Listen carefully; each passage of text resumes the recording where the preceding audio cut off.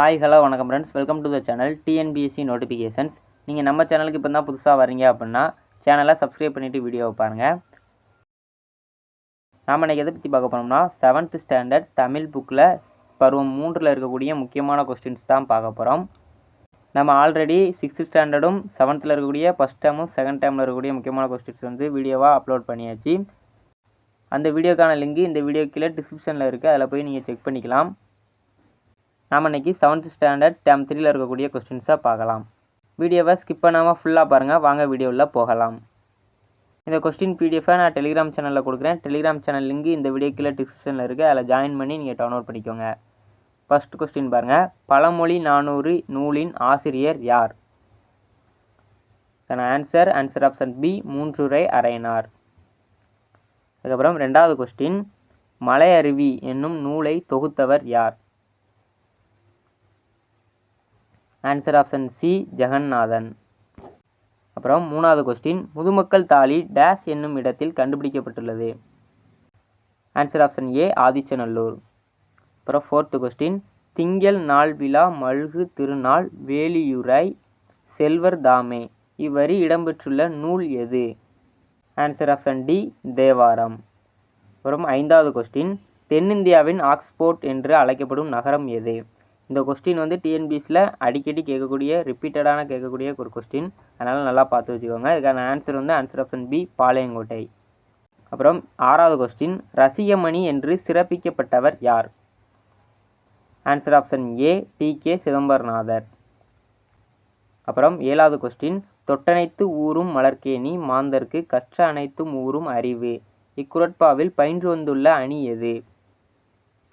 Answer option C எடுத்துக்காட்டு ஓமேனி. அப்புறம் எட்டாவது கொஸ்டின். சிவிலைசேஷன் தமிழ் சொல் அறிக அப்படின்னு சொல்லியிருக்காங்க. இந்த ஆங்கிலேய வார்த்தையை கொடுத்து தமிழ் வார்த்தை கேட்குறது, அப்புறம் தமிழ் வார்த்தையை கொடுத்து இதுக்கு இணையான ஆங்கில வார்த்தை கேட்குறது வந்து 2-3 கொஸ்டின் டிஎன்பிஎஸ்சிலே கேட்குறாங்க. அதனால் புக்குக்கு பின்னாடி ஸ்கூல் புக்குக்கு பின்னாடி இருக்கக்கூடிய அந்த கலைச்சொல் விளக்கத்தை வந்து நீங்கள் வந்து தெளிவாக நல்லா பார்த்து வச்சுக்கோங்க. இந்த எட்டாவது கொஸ்டினுக்கு ஆன்சர் நாகரிகம். சிவிலைசேஷன் அப்படின்னா நாகரிகம். அப்புறம் 9வது கொஸ்டின். தகழி என்பதன் பொருள் என்ன? ஆன்சர் ஆப்ஷன் ஏ அகல் விளக்கு. அப்புறம் 10வது கொஸ்டின். ஞானச்சுடர் பிரித்து எழுதுக. ஆன்சர் ஆப்ஷன் பி ஞானம் ப்ளஸ் சுடர். அப்புறம் 11வது கொஸ்டின் பொறுத்துக. இந்த பக்கம் சொல் கொடுத்துருக்காங்க, இந்த பக்கம் பொருள் கொடுத்துருக்காங்க, ரெண்டையும் பொறுத்து சொல்லியிருக்காங்க. ஃபஸ்ட்டு பாருங்கள், இந்த சைடு வித்து நிலன் பைங்கூழ் வன்சொல் அப்படின்னு கொடுத்துருக்காங்க. இந்த பக்கம் கடுஞ்சொல் விதை நிலம் பசுமையான பயிர் அப்படின்னு சொல்லி கொடுத்துருக்காங்க. வித்து அப்படின்னா விதை, நிலன் அப்படின்னா நிலம், பைங்கூழ் அப்படின்னா பசுமையான பயிர், வன்சொல் அப்படின்னா கடுஞ்சொல். Answer option C. சரிங்களா? 2, 3, 4, 1. அப்புறம் 12வது கொஸ்டின். முனைப்பாடியார் டேஷ் நூற்றாண்டை சேர்ந்தவர்? ஆன்சர் ஆப்ஷன் டி 13ஆம் நூற்றாண்டை சேர்ந்தவர். அப்புறம் 13வது கொஸ்டின். அறம் ப்ளஸ் கதிர் சேர்த்து எழுதுக. ஆன்சர் ஆப்ஷன் சி அறக்கதிர். அப்புறம் 14வது கொஸ்டின். இளமை என்னும் சொல்லின் எதிர்ச்சொல் என்ன? ஆன்சர் ஆப்ஷன் ஏ முதுமை. அப்புறம் 15வது கொஸ்டின். அருளோசை எனும் இதழை நடத்தியவர் யார்? ஆன்சர் ஆப்ஷன் சி குன்றங்குடி அடிகளார். அப்புறம் 16வது கொஸ்டின். ஜென் என்பது டேஸ் மொழி சொல்? ஆன்சர் ஆப்ஷன் டி ஜப்பானிய சொல். அப்புறம் 17வது கொஸ்டின். கவியரசு என்னும் சிறப்பு பெயர் பெற்றவர் யார்? Answer option A Muthiah. அப்புறம் 18வது கொஸ்டின். தாரணி என்பதன் பொருள் என்ன? ஆன்சர் ஆப்ஷன் பி உலகம். அப்புறம் 19வது கொஸ்டின்.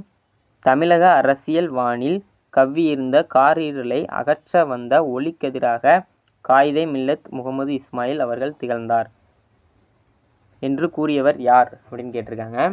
ஆன்சர் ஆப்ஷன் சி அறிஞர் அண்ணா. அப்புறம் 20வது கொஸ்டின். மல்லிகை சூடினால் இதில் மல்லிகை என்பது டேஸ் பெயர்? ஆன்சர் ஆப்ஷன் டி பொருளாகு பெயர். அப்புறம் 21வது கொஸ்டின். பழமொழி 400 டேஸ் நூல்களுள் ஒன்று? ஆன்சர் ஆப்ஷன் பி 11 கீழ்கணக்கு நூல்களுள் ஒன்று. அப்புறம் 22வது கொஸ்டின். இரட்டை நகரங்கள் என்று அழைக்கப்படுவது எது? இந்த கொஸ்டினுமே ரொம்பவே முக்கியமான ஒன்று. இதுவுமே டிஎன்பிஎஸ்சியில் அடிக்கடி கேட்குறாங்க. சரிங்களா? இதுக்கான answer option A Nellai Palayamkottai. அப்புறம் 23வது கொஸ்டின், முனைப்பாடியார் டேஸ் ஊரை சேர்ந்தவர். Answer option C, Thirumunaipadi. அப்புறம் 24வது கொஸ்டின், கண்ணதாசனின் இயற்பெயர் என்ன? இந்த கொஸ்டினுமே ரொம்பவே முக்கியமானது. இதுவுமே டிஎன்பிசியில் அடிக்கடி ரிப்பீட்டடாக கேட்கக்கூடிய கொஸ்டின். சரிங்களா? Answer option D, Muthiah. கண்ணதாசனின் இயற்பெயர் முத்தையா. அப்புறம் 25வது கொஸ்டின், லாஸ்ட் கொஸ்டின், வீடு முழுக்க வானம் எனும் கவிதை நூலை எழுதியவர் யார்? ஆன்சர் ஆப்ஷன் பி, சே பிருந்தா. அவ்வளோதான், 25 கொஸ்டின்ஸ் வந்து பார்த்தாச்சு. நீங்கள் இந்த கொஸ்டினை மட்டுமே பார்த்து உங்களுக்கு படிக்கிறதுக்கு செட் ஆகாது. இது எதுக்கு அப்படின்னா, நீங்கள் இந்த ஸ்கூல் புக்கை படிச்சுட்டு இதை ஒரு ரிவிஷன் மாதிரி பார்த்துக்கலாம். நமக்கு எல்லா கொஸ்டினுமே மைண்டில் நிற்கிறா அப்படின்னு செக் பண்ணிக்கலாம். அதுக்காக தான் இந்த பிடிஎஃப் நான் டெலிகிராம் சேனலில் கொடுக்குறேன். டெலிகிராம் சேனலில் போய் நீங்கள் டவுன்லோட் பண்ணி யூஸ் பண்ணிக்கோங்க. இந்த வீடியோ அவ்வளோதான் ஃப்ரெண்ட்ஸ். உங்களுக்கு யூஸ்ஃபுல்லாக இருந்துச்சுன்னா ஒரு லைக் பண்ணுங்கள், உங்கள் ஃப்ரெண்ட்ஸுக்கு ஷேர் பண்ணுங்கள், உங்களுக்கு யூஸ்ஃபுல்லாக இருக்கும். ஏதாவது டவுட் இருந்துச்சுன்னா கமெண்ட் பண்ணுங்கள். மறக்காமல் நம்ம சேனலை சப்ஸ்கிரைப் பண்ணுங்கள்.